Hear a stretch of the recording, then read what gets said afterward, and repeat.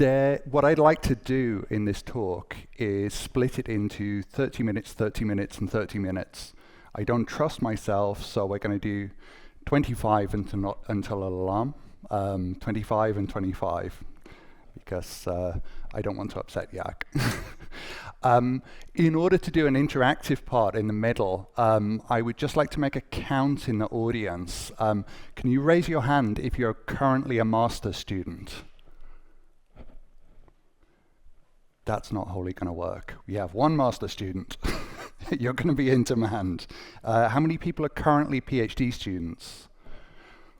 3, 4, 5, 6, 7, 8. And how many people are either postdocs or faculty? 2, 3, 4. See, that's nice, 1 to 2, but master's student? I'm going to have to decide how to apportion you.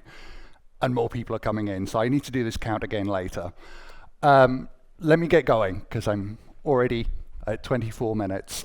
Who knows what an A to Z is? Who's old enough to remember a little book called an A to Z? Thank you, Isabel, thank you. So an A to Z was very different from Google Maps. If you put 2 places into Google Maps, it will tell you, here are routes between the 2, and it will put times on and say, this one's the shortest path, this one's a little bit longer, but it's a nice path to get there, and it shows you those options. And A to Z never did that.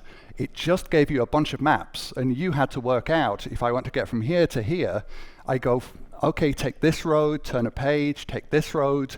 I'm not Google Maps. By no means can I tell you how to have a research career. And I certainly can't tell you how to be a successful academic. If you want to know that, ask Professor Augenstein. So let me tell you a little bit about who I am. I said before I work for a company called Milestone Systems. That's a video technology which is owned by Canon. We were founded in Denmark at the end of the last century, but acquired by Canon in 2014. In the last 12 months, we've made 3 more acquisitions of our own. So we have our HQ in Copenhagen. We have engineering sites in Sofia in Bulgaria and in Barcelona in Spain. But through acquisition, we also have tech centers in California, in Israel, and in Berlin from that last acquisition of a startup. We have a revenue of 2 billion, which sounds amazing, but I'll be honest, that's in Danish crowns, so it's more like 300 million in USD. That's a tiny proportion of Canon's overall revenue, but it makes us quite big in this video security space. I joined the company in 2018 as a director of research, and I'm proud to have served as a VP of research for 5 years. I founded 3 groups to do that, a fundamental research group, an applied research group, and an intellectual property function. So over the years, I've had 2 university professors report to me on dual contracts. I had a patent attorney. I've hired 4 people as postdocs. 2 of them have worked as managers, and 2 have worked as individual contributors. And I set up a university program. That university program has graduated 5 PhD students at Aalborg University and currently supports 4 PhD students, 2 at Aalborg and 2 in Barcelona. At any time, we have, let's say, between 5 and 10 master's students working with us, and a number of those choose to write their theses with us with co-supervision. Myself, earlier this year, I took on the role of company fellow. That means myself, I'm an IC. I sort of modeled this on the fellows position at Bell Labs and Xerox and HP. But if you want to know what it is, I'm still defining it, and I'll come to that at the end. So, as a fellow, I get to do all kinds of things like academic engagement, like doing these meetings. I used to do a lot of summer schools in Madrid on the explicit semantics version of AI, similarly at UC Berkeley, some other things that I've forgotten, some other places that I'd forgotten, which I'll tell you about.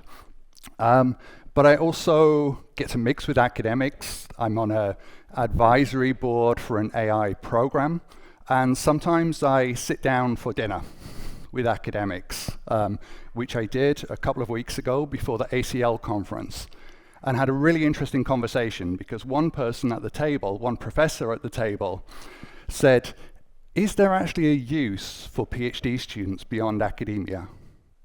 And people turned to me because obviously I think so, right?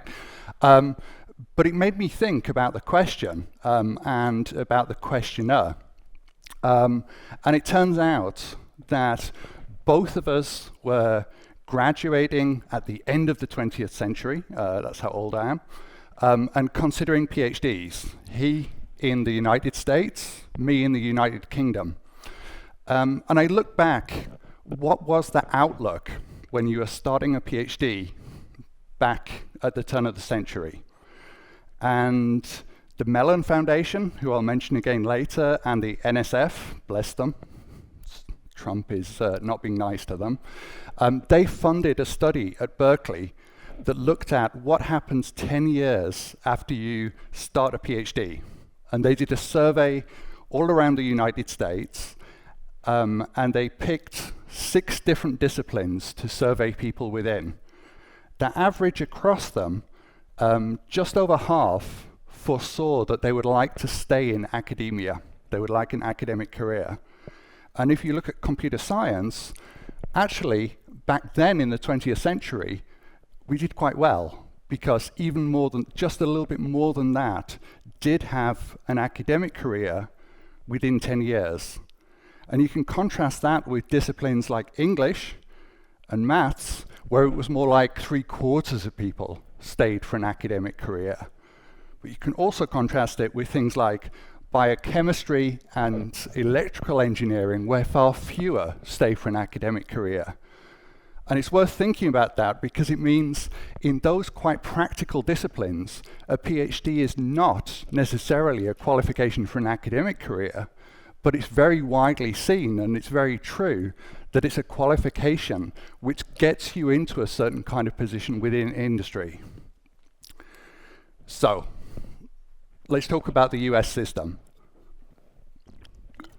It more or less fits this mold. You take a bachelor's degree, maybe you only take a master's degree if you are changing subject. But the aim is you get into grad school, you come out of grad school with a PhD, and then your ideal is you take a tenure track post and get all the way from assistant through associate to a tenured post as professor. There was the route that after your PhD, you go and do a postdoc. But there are interesting statistics around that. 28% of people went straight into tenure track on graduation from their PhD. Of the people who didn't, you can interpret this last statistic as saying you only have half the chance of getting an academic post if you didn't go straight into one, if you rather took a temporary post. Again, this was in 1999, don't be shocked yet, be shocked later. The professor that I was talking to was in the US system, but I was in the UK system, and careers look slightly different in academia. You take a bachelor's degree, and it's very normal to do a master's degree, but you can go straight into a PhD.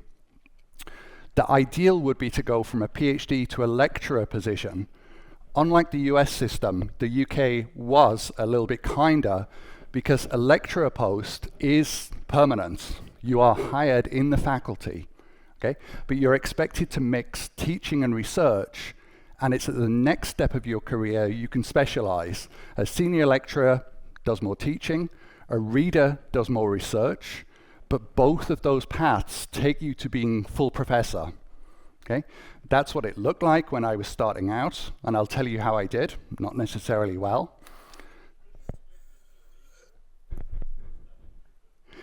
So think of a reader as an associate professor who is concentrating on research in comparison of these. But it's a nicer system, so a reader has a permanent post. That permanent post is interesting because it means someone can spend their entire career as a reader or as a senior lecturer. Some people even just as a lecturer. You don't push for promotion, you still have a permanent position, you've still got a job for life. Modulo changes to department, changes to university, nothing is ever 100% sure. Last year, in the Times Higher Education supplement, you can see the article on the left-hand side, which says, yes, the path is PhD, postdoc, lecturer, and onwards to professor. But these days, you should expect to do 2 or 3 postdocs before you make it to that permanent post. And this is something that is true worldwide, I would say. Why is that? Well, have a look at this article. It was written in PubMed, but it sort of applies. On average, a professor will train between 7 and 8 PhD students. In computer science, that's much higher. People get way into the double figures. And if you look at this from a population reproduction point of view, if the when the professor retires, and the retirement age is going higher and higher, he only frees up 1 post. So if you're in a steady state, that means only around 12% of people are going to be in those replacement posts. Now, steady state has been kind to computer science because computer science has been growing over the decades since the 60s, but it can't grow as fast as the number of PhD students we're training now. In fact, this article in PLOS ONE about the physical sciences, life sciences, and engineering, so things that are closer to us, said by 2011, it's already the case that only 1 in 7, only 1 in 7 are going to get that academic post. This is a contentious thing to say, that part of what's driving that is postdocs being used as research labor.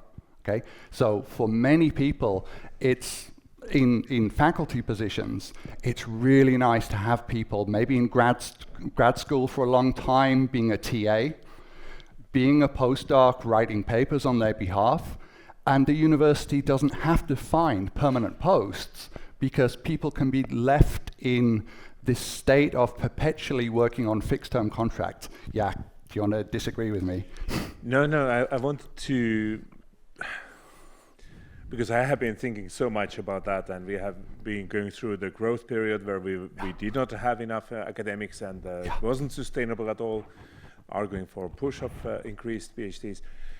In your argument about the steady state and professor graduating 7 to 8 PhDs on average, does not take into account those who stayed as lecturers or readers, or maybe readers could, but these are American articles, but it does definitely transfer. Next slide, I'll talk about the UK system again, but pretty much. So not only the top professors, but also the lower ranked people averaging 7 to 8. Yeah. Is that what you're saying? It does. If you look in between the US and the UK, there are countries even that have a limit on how long you can be on the lower rungs. Is it right that in Germany, 5 years and you're expected to either move up or get out? And in we have a little bit like UK, so we don't kick people out because we don't have that luxury. But I'm not trying to scare you. I'm just trying to set a background that says there are other alternatives to this, and there are alternatives where you do research, and I believe in it because that's where I ended up. Let me just highlight a bit more. This is why I want to talk to you, that doctorates, says this paper at least, often take postdoc positions without a clearly defined career goal. So you go into a postdoc because it's what you do, and you haven't really thought, why am I doing this? Okay, what are my choices next? Because it's not the case that the only choice is tenure track academic post. So the article makes the point that even though so many people go into different careers, we don't talk about it much. It's not studied much. It also makes the point, which I'll reinforce, that there are a lot of factors that influence your career. Even though when you're 18, when you're in your 20s, you think, at best, I've got this plan, I know what I want to do. Things get in the way. Having a family, thinking about having to move internationally, thinking about the environment that you want to work within, all of these will affect the choices that you make and your ability to make them. So I said I'd contrast with the UK. Here is a report from my former government in the country that I deliberately left. It says, PhDs are essential to our economy. And what's more, in order to meet our governmental targets, we need more. We need 25,000 more PhDs. Sounds slightly different from the position that I'm giving. Here is what happens to those PhDs and why the government wants to drive it. There, only 30% now are going into academia. Don't worry so much about what's on the right, because it's all clouded with this idea of lecturer versus reader. Pretty much you can say that on the right-hand side, we're talking about the academics.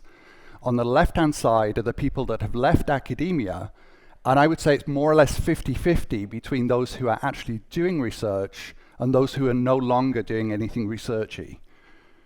So there is this conversation in the UK that says, well, this isn't necessarily great, because one, we acknowledge there isn't space in academia within the UK for people to follow their hearts if their heart is to be an academic.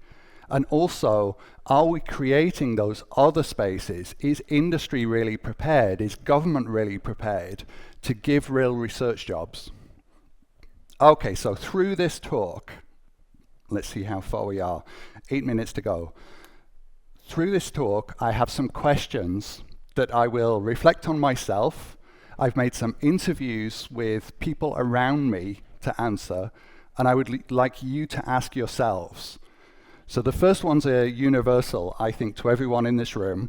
You should introduce yourself to one another when we get to the interactive part with, what have you studied so far, especially where did you start?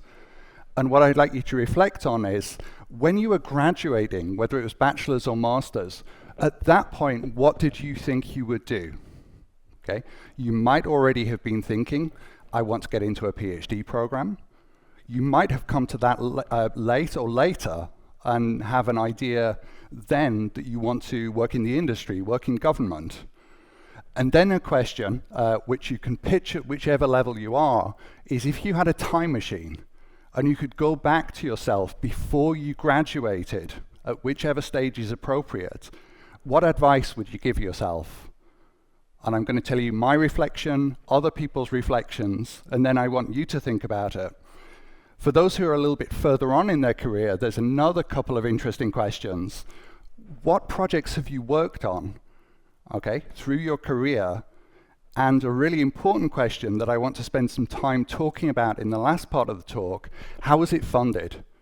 How did you find the money to do those things that you have done? Okay, so I'm going to start with my reflection, and I enjoyed your talk so much yesterday, Jaak, so I'm going to do a little bit the same and tell you about myself from the start. I was born in a very small little farming village in the north of England. There were 100 people in my village, and my immediate family, no one had ever been to university.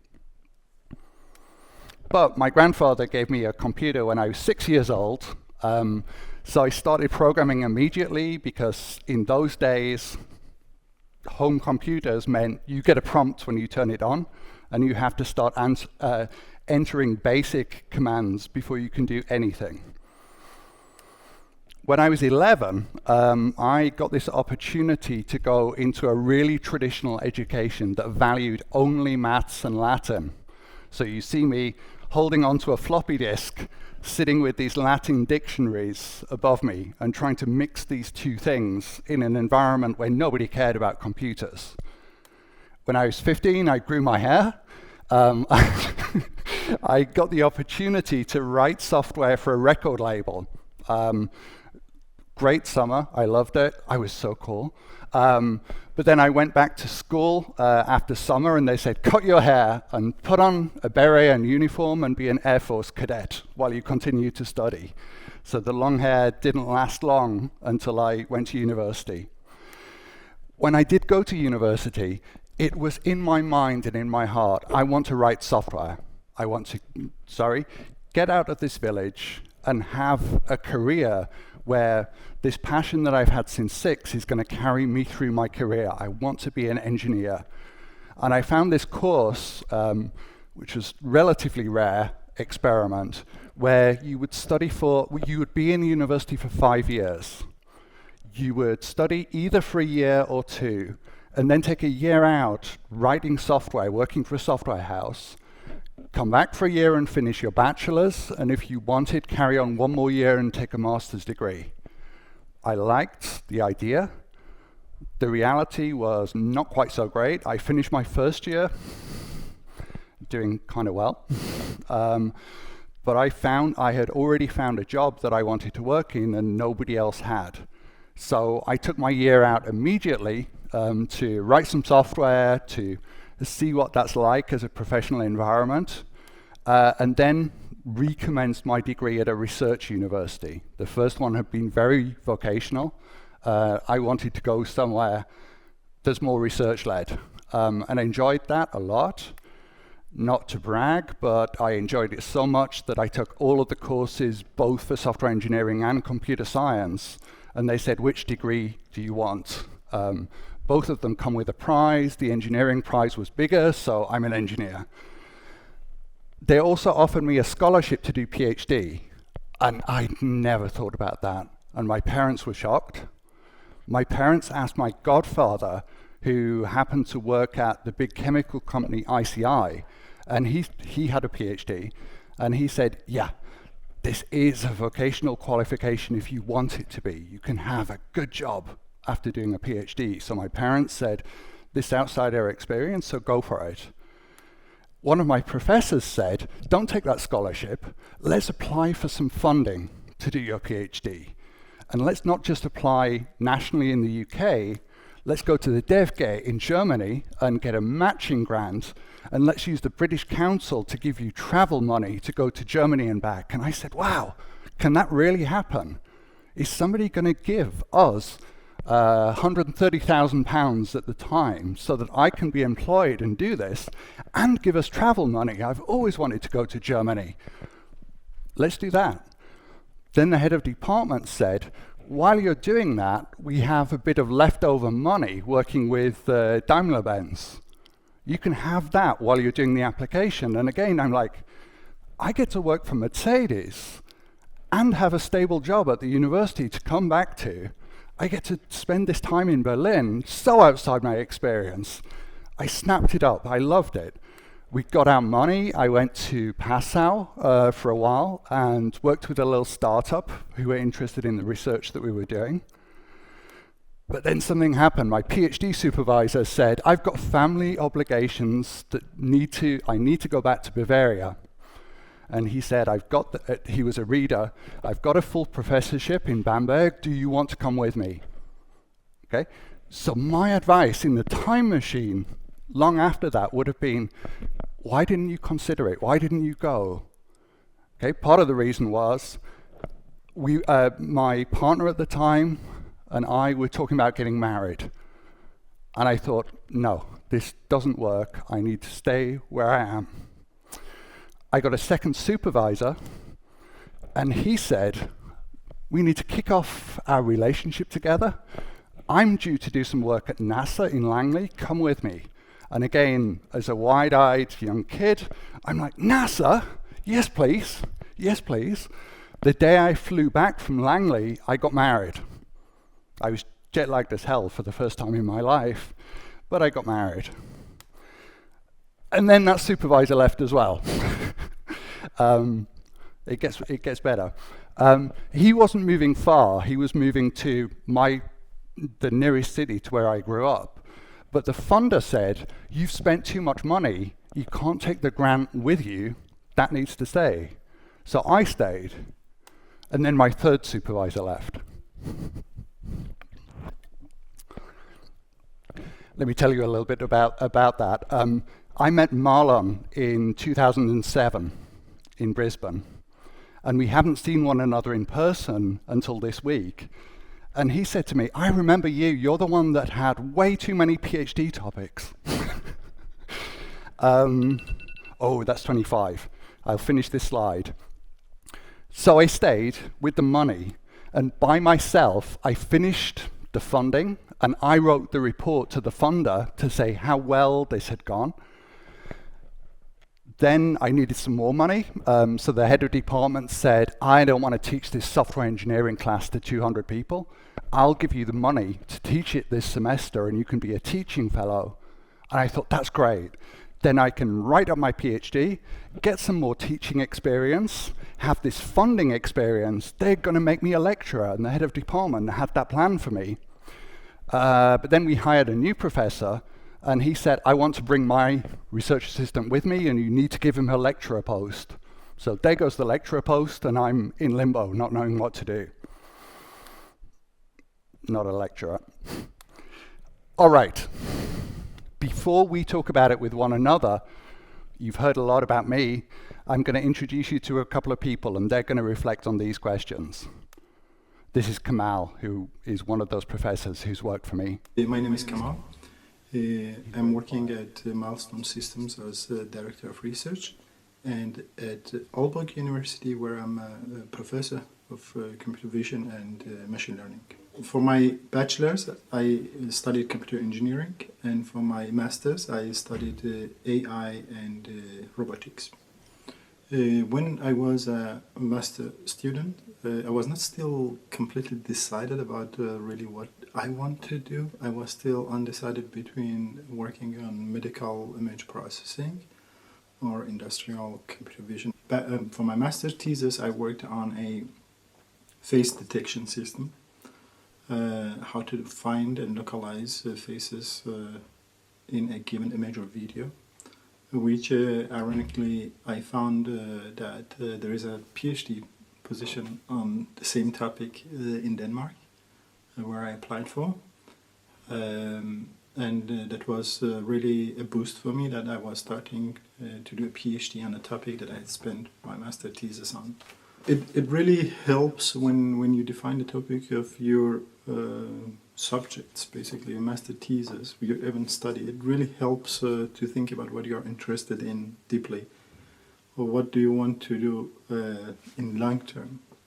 What is, I don't want to be really philosophical here, but what is the meaning of your life? What do you want, what kind of impact do you want to have on your life and life of others? What kind of projects can you define that really have an impact on everyone's life? So when you graduate from your PhD, maybe about 29, 30s, and if you have family, then there are a lot of factors affecting the decisions that you make for the rest of your life.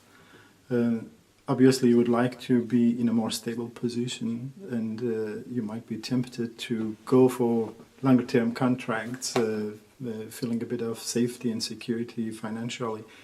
But I think it really worth exploring the world. It's a time that you need to experience different things, both in industry and also if you want to experience different academic environments, you should not be afraid of taking risks.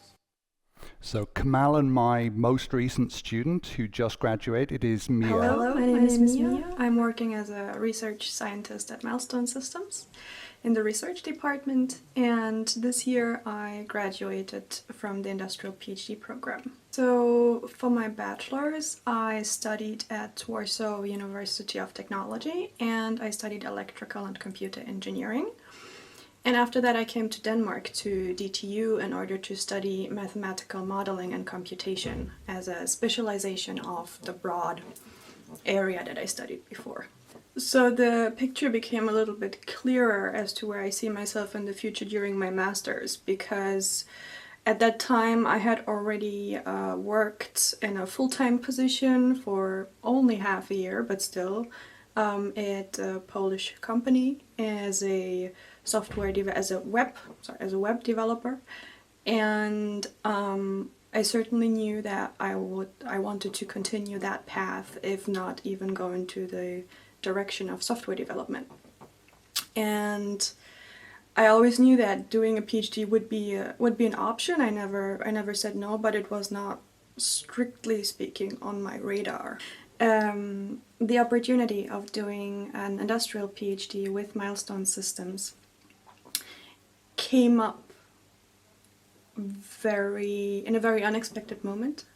I, at that point, had only been here with the company for 6 months, and I attended a presentation session where PhD students that were involved in the Milestone Research Program were presenting their work on computer vision, different areas in computer vision.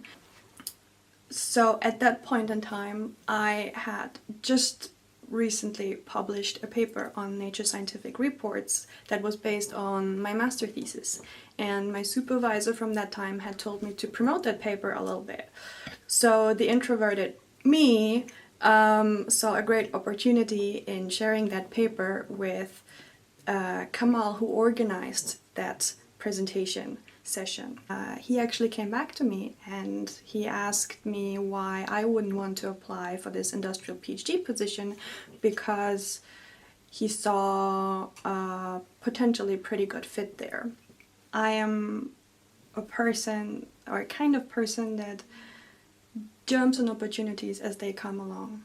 Actually, the first really big one was during my bachelor's, when I got the chance to stay 1 year abroad, which was abroad because we're talking South Korea. Spend 1 year over there and receive a double degree at the end of my bachelor's. And I would certainly do it again, no questions asked. I would do it the exact same way. And then I think the next big opportunity came with this offer of doing an industrial PhD. And if I could go back, actually, to that particular moment, I would certainly tell myself, make sure you know what you sign up for. So when people say a PhD is hard, make sure to ask the very simple question, why? Don't just accept it as, okay, it's gonna be hard, but I'm gonna get through it because I'm a fighter. I'm stubborn. When I have a goal in front of me, I'm gonna get there no matter what. No, just be more specific, like, why do you say it is hard, and try to speak with as many people as you can within that short period of time. It's also nice to hear about the good things that happen. I think Mia was really brave to do that interview in front of her supervisor. And remember, she would have told herself as advice, know what you're getting into and really consider what will be hard about doing a PhD. Whereas Kamal's advice was, really think about what you want to do as a PhD student. Think about the effect you want to leave on the world, but think about your own life as well. Think about your aspiration to have a family, where you want to live in the world, the environment that you want to work in. So what I would like to do, the reason I gave you these two examples, is break up into groups for 15 minutes and consider these. And I hope to have groups that mix PhD students, both with masters and with postdocs or faculty. I did a head count at the start, but some more arrived. So let's do the count again. If you are currently a master's student, will it just be you? If you're currently a master's student, can you raise your hand? Okay, so we actually have more than one, which is fantastic, but not enough for what I have planned, which is 4 groups. So raise your hand if you're a PhD student currently. 3, 4, 5, 6, 7, 8, 9, 10. 10. Raise your hand if you're a postdoc or faculty. 2, 3, 4, 5, 6, 7, 8. Okay, those beautiful numbers that we had are not so easy anymore.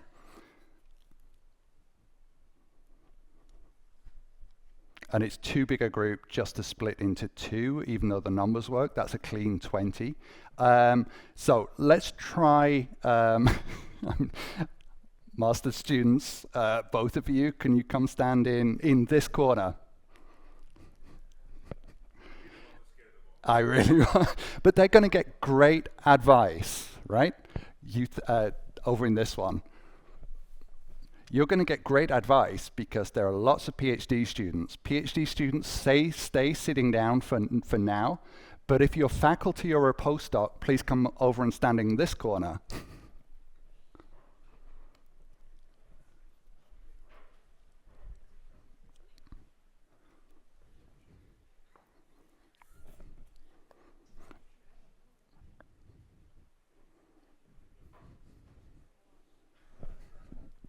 I'm going to show that in a second.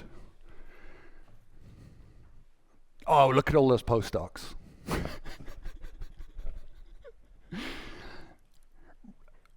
All right, now we're down. PhD students, run at the master student and see if you can grab a master student. So see if you can form a group of 10.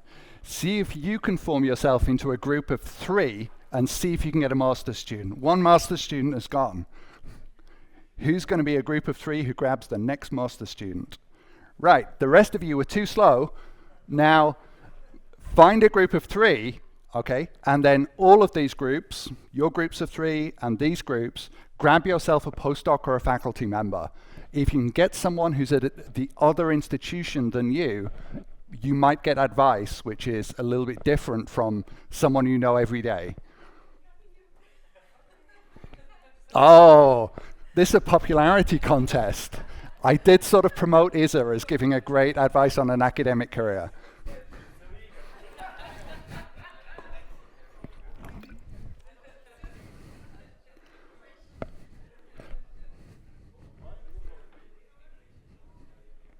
Because I can't do maths on the fly.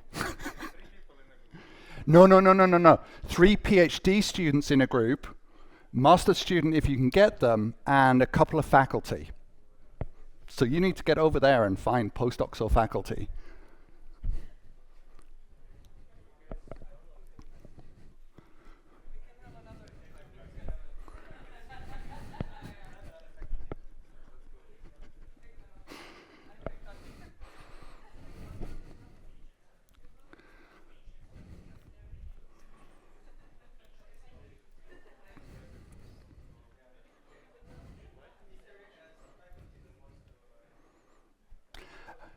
All right, if you have a group already with 3 PhD students and a faculty member or a postdoc or both, can you start moving towards the back of the room so we can see who to group here?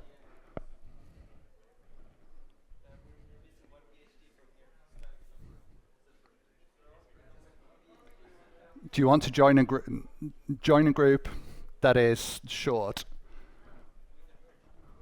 Yep.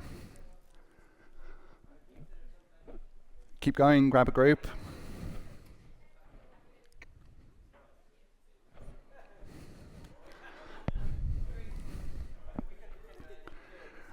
All right, move backwards a little bit, but don't leave yet.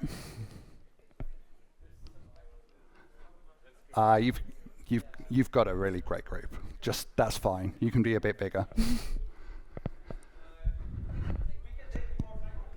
How many groups? 4 or 2? Are you all postdocs skulking in the corner? Just find a group to join and give them good advice.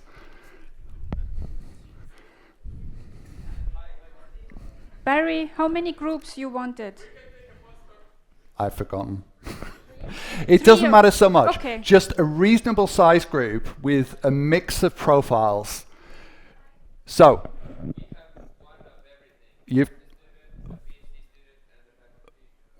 is that all? But you just have 3. So that's a great group. If you're still looking to join, That's got the whole range. All right, spontaneous organization, always difficult among academics. There's one more thing I wanted to say before I ask you to go outside for 15 minutes and consider the questions, which is, when I was a student, I went to 3 summer schools. And at one summer school, I got this advice. It was unkind and it affected me for years. Please be kind to one another. Please give one another honest advice, but kind advice. Okay? 15 minutes, go find some space out in the cafe, and I will come and ring the bell when 15 minutes is up. You can also stay here. Yes? I'll put them back up. Hello, my name is Oops. Bye.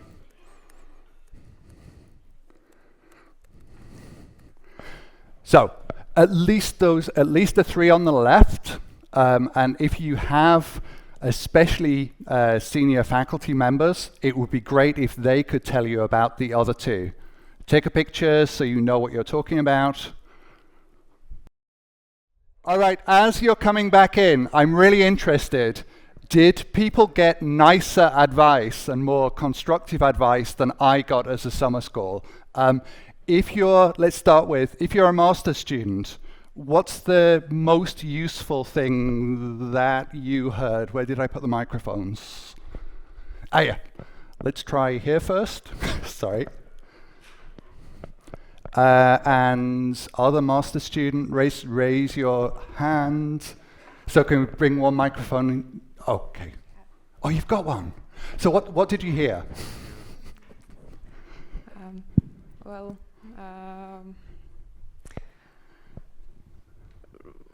I don't know how to explain that. Nothing new, actually. Aha! Because I have already heard all these advices before, that if you that this uncertainty is very stressful during PhD, and that you need to manage a lot of things, and you at the beginning you don't have specific goals.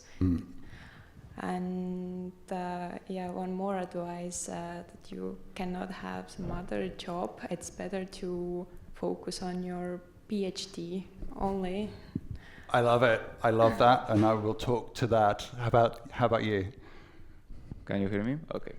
Well, we talk a lot about networking, like the importance of the networking. It's something that I never understood. It's like just handing check and so on coin. It's more about having this connectivity and talking about your research. Also, something that is still sunny in my mind is that the thing of the master degree, the thesis, does not need something to impact the world and to be beyond, but something that you like and you love to research on it. And I would say lastly about, is this still something that we are talking about, because I feel the importance of the industry. So the industry versus PhD, like this balance. Awesome. I would love to ask the PhDs what they heard, but we should get on with the talk so I can finish by 11. Not least because I've got to be on a call about patents with Japan the minute I finish. So I'm sorry, I'm going to run out of the room. But I saw all of these conversations still continuing. So I hope in the coffee break and at lunch, if you stay for lunch, you would continue these conversations. Let me talk about myself a little bit and give you an anti-pattern. What did I do after I heard this and after I didn't get the lectureship that I wanted? I stayed in Sheffield and thought, all of this theoretical computer science that I've been doing, that I loved and immersed myself in. I had a behavioral semantics for a new language which was compositional. I'd made an axiomatization and it was sound, and I'd proven it was complete with my fingers crossed, with 3 supervisors having left. But it wasn't trendy. What was I supposed to do? I couldn't just write software anymore. I could go to Mercedes, who'd shown some interest. I could go to Bavaria and work for this startup who'd shown some interest. But it sort of wasn't my aspiration anymore. So I was looking for the shiny thing, the thing that would make me attractive, okay? So a shiny thing at the time was what we called semantic web. with ontologies. Now we call it knowledge graphs, and it turns out it's trendy again right now, thanks to GraphRag. European funding gives a lot more money than the national funder, and it works in what they called framework programs. So 4 or 5 years funding of billions written out in this work program and funded over the years until a new framework program starts. Someone had some funding in Framework 5 and was willing to let me work on that. And I and another PhD student who was finishing wrote a proposal for the new Framework 6, which got funded, but actually both of us moved on. So other people worked on that funding that we'd got. And I did something really stupid. I talked about what Marlon said 2 years on from now. I decided, well, I was a staff PhD student, a staff candidate, which means instead of 4 years, I had 8 years. Remember the discussion in the session yesterday? I was allowed 8 years, and because I'd worked at the university, I didn't even need to stay there in order to finish my PhD. So I thought if I move somewhere else where they're really working on this fashionable thing, and in particular, if I work at an academic research institution that doesn't do any teaching, then I can spend a year or two on adding this flashy stuff to my PhD, and then my thesis would be so much more attractive. Instead of doing that, I started writing funding proposals in Framework 6, and then in 7. So I kept getting funding and doing interesting things on these projects and wasn't finishing my thesis. And I got to 4 years and realized this was stupid. I shouldn't have done this. I should have just submitted my thesis within 4 years and said, if I want to do new things, then I should do it as a postdoc. What have I been doing? So I moved again. I moved to give me the pressure to finish and get examined. Another university research institute in Innsbruck in Austria. I did finish my PhD. And I was a pseudo postdoc there. And I thought, great, I'm a postdoc, I'll go up to the mountains and I'll snowboard. But what I found up there was Framework Program 7, writing proposal after proposal after proposal at a place which was very good at getting them funded, but I wasn't advancing my research at all. No, I'd submitted a thesis and I wasn't publishing. I wasn't doing research. I was just writing funding proposals. One interesting thing that happened is there's a national fund in Austria that will fund spin-outs from the university. So we founded a company and I started working in Vienna doing training for research transfer on the stuff that we were doing. And I like that. I like teaching. I like being on a stage. You can see it. So it was nice. It was nice. It was a route to do different things with this funding that somehow I had trained myself or being trained to do well. But I thought the place for me isn't at this university where all that postdocs do is write funding proposals. So I moved again. I went to Germany. I don't think I'd mentioned it. I got divorced before this move. That was the way that I could move. That's the way that I did move to Austria. So I'm in Germany, and yes, I wrote a proposal or two, but I'd met some people who said, don't just chase the funding. Don't write whatever's in the work program. Think about what you want to do. Okay? So I want to introduce you to someone who I met in Karlsruhe. I studied back then computer science and philosophy in Stuttgart University. That was an unusual combination. It wasn't something that was offered by the university back then, but I was studying computer science. And I wanted something that was different and that wasn't too close to computer science, like electrical engineering or mathematics or whatever, Turns out that philosophy was actually an extremely prescient choice given my future career, and that it was much more similar to computer science than I expected. When I graduated my master, I was expecting to be a software engineer, basically, to work for smaller local German companies, maybe even going into gaming and do computer games. So I saw that the PhD post in Karlsruhe, and I decided, and it was for the semantic web and ontology engineering, and both of these terms I completely misunderstood. Coming from a philosophy background, I thought, ontology engineering must be like the coolest thing in the world. You're building literally new ways to understand the world. And turns out it was not that cool. It was still pretty cool. I liked it, I enjoyed it, but it was definitely not what I expected the first time around. But it got me for applying for this job. And I think also Rudy and the rest of the team got interested in my background, having philosophy there, and bringing a very different view to ontology than they had mostly had in their group. So while I was in Karlsruhe, Denny and I wrote a Framework 7 project together on his interest about knowledge diversity. So about using this representation of knowledge with ontologies to talk about different countries' understanding of the world. Okay, from the point of view of nobody is objectively right about anything. Denny is Croatian, and his example was the Croatian Wikipedia versus the Serbian Wikipedia tells a bunch of different stories, and each of them is locally true, but there's no global truth there, and we have to respect the diversity. That's his topic, and it got me thinking, what's my passion? What am I interested in? And also, I don't like being in Germany anymore. Another relationship broke down. So I went back to the UK, and I worked for a little bit at Queen Mary at the Centre for Digital Music, because that's something that I love. It was funded in a strange way by a non-profit in the UK called JISC. And I got to work with a dataset called Music Brains and work out how to turn that into a knowledge graph and give it an ontology.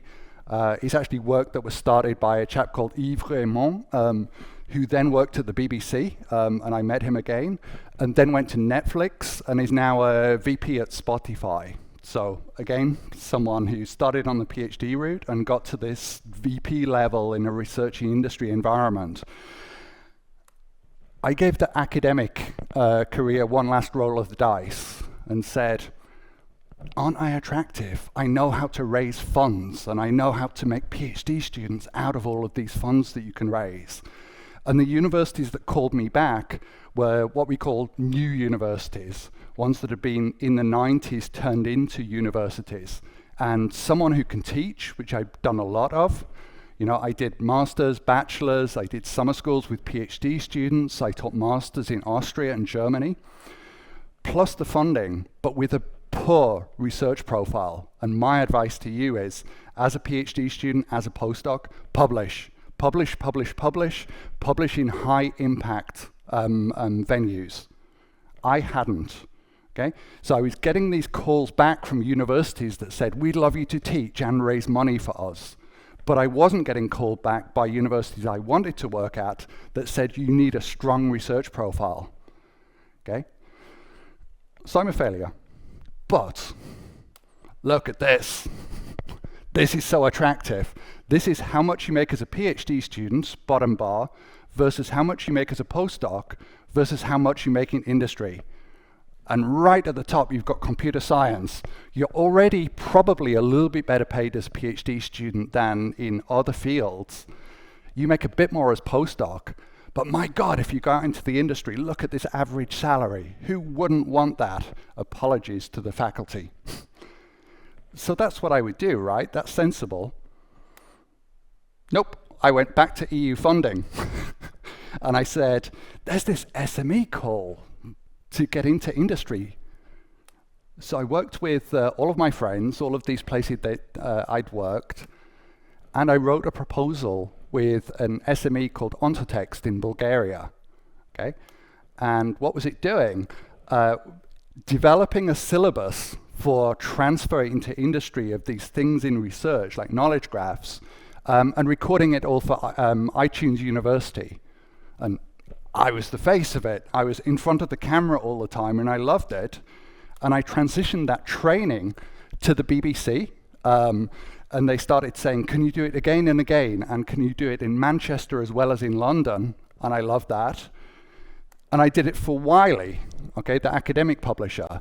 And they had me in Hoboken, New Jersey, over and over. And then they said, can you come and teach at our second site in St. Petersburg? And I said, no. Nope. I will not go and teach under that regime. I will drop the contract, rather. I think this is an audience where I'm allowed to say that without upsetting too many people.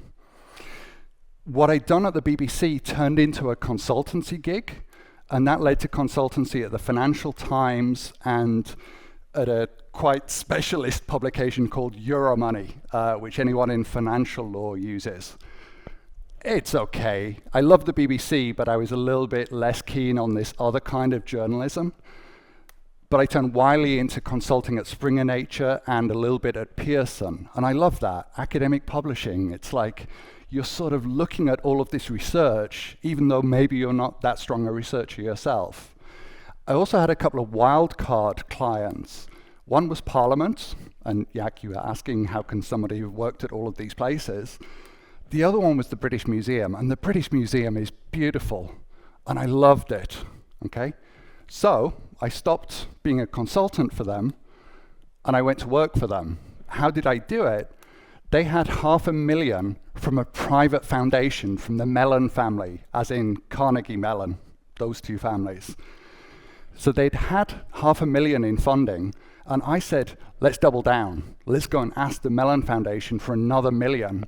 And they gave it to us to build this platform to do research in cultural heritage, okay? And I got to hire a team. I got to hire researchers, so I hired an archaeologist.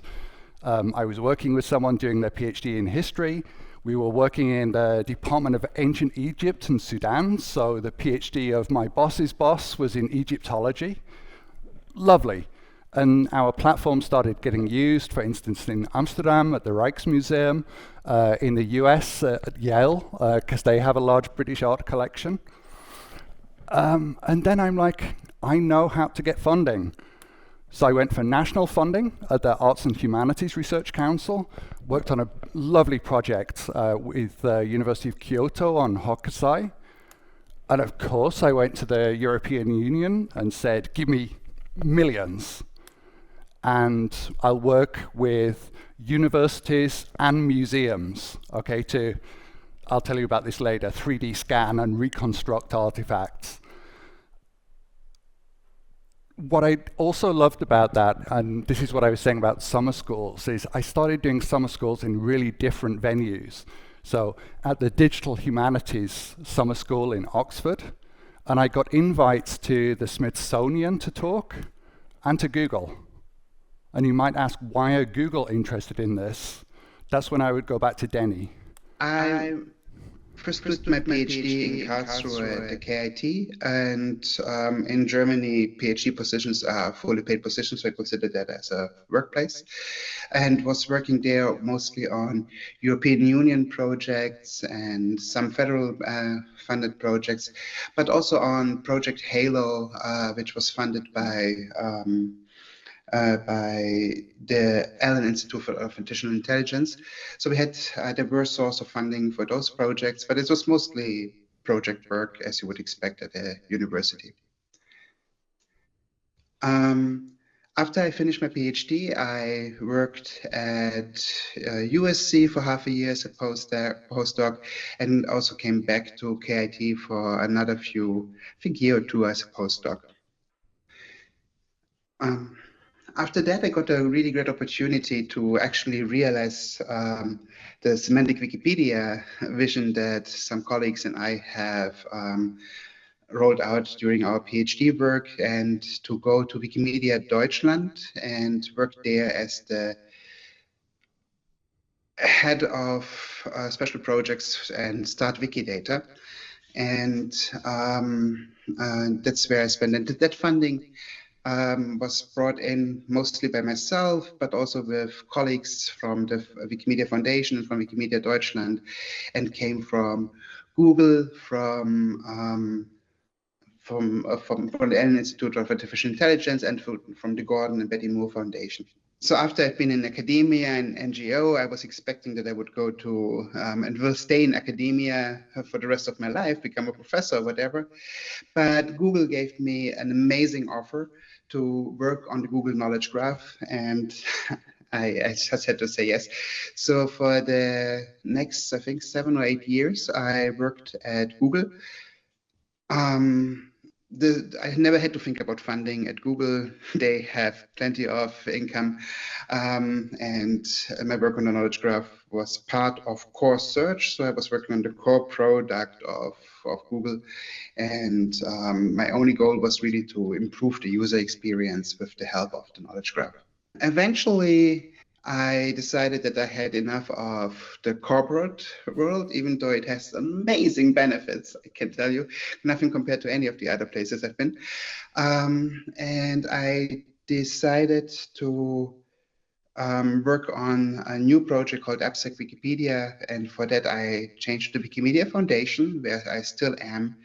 And here the funding is mostly through donations and through grants for this kind of projects. So we got funding from the Rockefeller Foundation, from Google, and we are applying right now for a very large grant from the MacArthur Foundation. I almost got persuaded. At this point, I'm working for a reasonable amount of money that I've raised, but Denny's out at Google, and another friend in London was at Google. And that friend said, I can get you a post within this knowledge team at Google who love what we have been doing. And I thought, yeah, I would love to give that a try. And I got 3 interviews in before they said, yeah, but we're not going to make that post in London. We can't. It's going to be in Mountain View. And I said, no, unfortunately, I have to drop out. I have moved back to London. I love it here. So I thought, wait, where can I go that's got a decent amount of money? And remember Wiley, Pearson, Springer Nature. I went to Elsevier. Elsevier have these really big, nice data sets on academic publishing. The biggest one, so Science Direct is their own. Scopus is everything that they can get. And also they did something which I hadn't considered before. They gave their money into a university program. They funded 9 postdocs at UCL, which Isabel can tell you about, as well as students at the University of Tokyo. The boss of that group loved to go to do the Tokyo one, so I took care of UCL, and he made me deputy head of this group doing data science, so I could be the head of it while he was away. It was a really interesting one because I did a bunch of engineering as well. I had the computer scientists giving me Python, I had the mathematician postdocs giving me MATLAB, and I had our own data scientist giving me R. And I wanted it to scale out so we can really use it. So I mentioned this at dinner the other day. That's when I started doing Spark and Spark streaming, and I love Scala. But some of it you couldn't scale out that way. So we decided to use GPUs to do it, okay?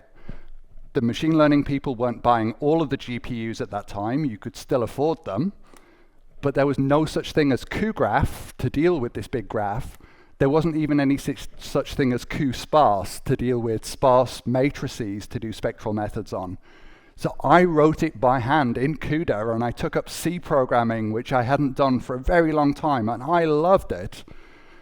And it turned into a patent, which was a new thing to me, that instead of producing an academic paper, you produce a patent. And then something awful happened. And I decided, as much as I wanted to be back in the UK, I don't anymore. We're cutting ties with the EU. Isabel and I made a decision together, we're going to leave if it goes this way. and I hope you don't mind me saying, is you saw a tenure track post, and you were in your first postdoc, and this was the opportunity. So we went to Denmark. I worked for Maersk for a while. I won't say much about it. Yes, they've got lots of data. We could make a graph. I didn't like it that much. So I found this company called Milestone. And Milestone, recurring theme, they had a EU-funded Horizon 2020 project that was due to start, and the person that had written it had left, and they had no idea how to conduct this kind of project. So I could do that for them. And they had a strong collaboration with NVIDIA, and they were backed by Canon money. So I thought, I can do it now. Like at Elsevier, I can fund a university program. And I made this deal with Canon. I'm allowed to do that, okay, if I also do the intellectual property, if I also work on patents. They gave me a year where they were doing the work, but I was overseeing it. And then they said, do it yourself, okay? And we went from a company with 1 patent to, I think, 12 patent families now, lots of filings in progress. And I hired a university professor, and there isn't, I think, time to show you the full interview, but that's Kamal, who you heard from earlier. And what I said at the start, we have trained lots of PhD students. We found place for lots of people who are postdocs and above through our group. And I have really loved it. I honestly have. But I wanted to take a step back a little bit. And that's when we started making these acquisitions. And in comes the CTO of a company. And his background is sort of not dissimilar to mine, but I think you should hear what Igal has to say. Igal's Latvian, but he lived most of his life in Israel, but then he moved to Denmark, back to the Nordics to work with us. I was studying in my bachelor and master degree, electrical engineering, focusing mainly on signal processing. Before graduating, I thought I was very excited about signal processing and algorithm development. So I really envisioned myself as an algorithm developer, starting during my bachelor degree to work at NICE, which was focusing on audio processing and later on video processing. That's what actually took my career path into video. I moved also to other kind of managerial positions, such as a VP of R&D and CTO. So at that time, I was looking at a more kind of wider perspective on technology, always around computer vision algorithms, where the main challenge or focus is on solving the knowledge gap, rather than implementation or how to do or just implementing a known solution. In my career, I was mainly focusing on patents. I wasn't writing any papers. Some of my people that were working for in the R&D groups were writing also some papers, but I wasn't.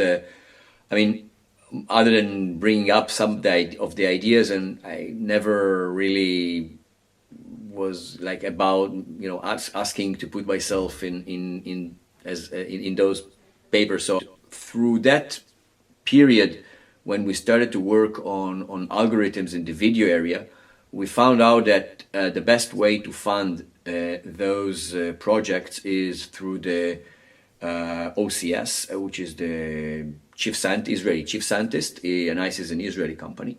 And then through different programs of cooperation with academy, and also projects of cooperation between other companies in Israel and academy. We also had EU programs starting at FP7 at the times, and later what is become Horizon 2020. So those projects were mainly the ones that were funding our activity at NICE, as well as in some other companies. That was always one of the main vehicles to drive innovation. Well, when I was a master student, I was already working few years at NICE, and was already in a managerial position, and looking at my career path as moving forward in management kind of roles. However, and that's the main reason why I didn't really continue into a PhD studies, which honestly today I'm a bit sorry about that, because I feel that I missed something that it's very hard to go back after you are getting away or far enough from your from your research, going back into doing a PhD. It's possible, but it's very hard, especially after you're getting married and you have children and mortgage and everything. So if there is one thing that I would do maybe different, I would, instead of doing my master, I would go for a direct path to PhD. I could do that when I studied, and that's one thing that I feel that I didn't accomplish in my career, which I may be sorry for. When I interviewed him, I did not expect Igal to say that. For all he's had this research career, he's built incredible innovation, he's been in companies that were acquired. I didn't expect him to say, yeah, if I could go back, I wish I'd done a PhD.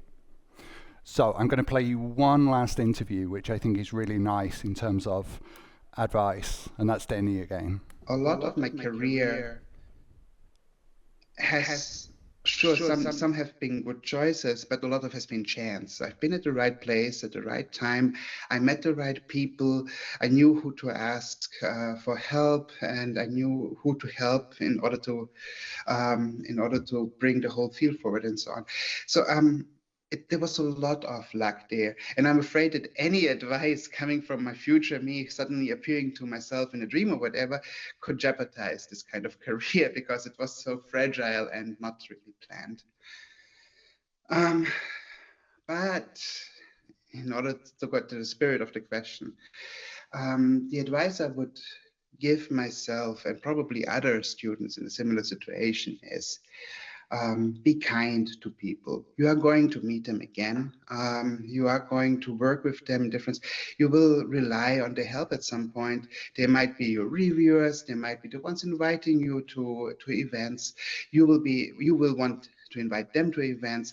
You never know who of them is going to become a prominent professor in your field, or who is going to become, well, you'll never hear of them again because they disappeared in industry or whatever. So be kind to people, and don't try to be kind because it's a kind of calculation, but just be kind because that's what you do with humans. just be a good person. The other advice I would give is read and learn. Learn about anything that interests you. Read as much as you can. Listen to music. Enjoy art. Just take in stuff. It's really important to culture yourself, to learn, to develop yourself, and to not stay still too long. I think that's a lovely way to finish. Just to wrap it up, I passed on my research and intellectual property group to Igal, and I tried to heed Denny's advice. I think we would both agree neither of us can give advice on what to do in a non-academic research career, but we can just maybe give some idea. There are possibilities, there are different things that you could do. I'm taking stock, like he said. I worked on a creative writing master's degree the last 2 years. I wrote a novel. I'm increasingly writing press articles. This one came out this week. I took a course on writing patents myself instead of having people to do it. Next month, I'm going to start another master's degree. Igal said you can't go back and do a PhD. I'm going back and doing masters, and then decided I like it, so I'll do it again. I give keynotes. I'm trying to get better at this. These are the countries that I've given them. Thank you so much for the invitation that Estonia is on the end. Next month I'm going to these places. And if you saw my talk on Tuesday, you'll hear that I also addressed all 27 member states of the Commission and gave them a story based on these people. So, what choices do you have? Lots. How are you going to get those opportunities? Funding has to come into it. Okay, so I'm going to leave that on screen and I'm going to run out of the back of the room and have a call with Canon, but I will be around for lunch. Thank you.